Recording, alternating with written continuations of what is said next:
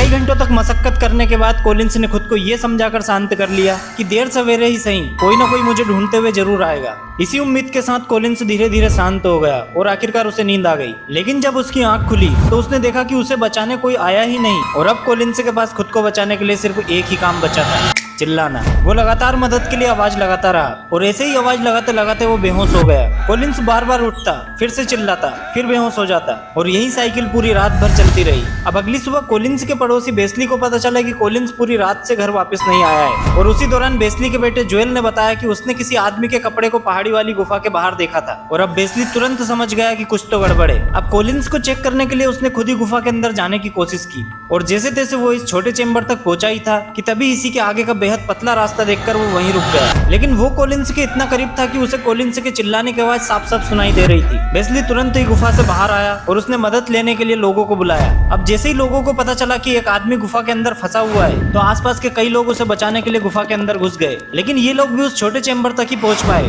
क्योंकि इसके आगे का रास्ता इतना पतला था कि कोई भी उसके अंदर जाना ही नहीं चाह रहा था। अब आगे कोलिंस के साथ क्या हुआ ये देखने के लिए यहाँ नीचे क्लिक करें या फिर हमारे चैनल पर विजिट करें।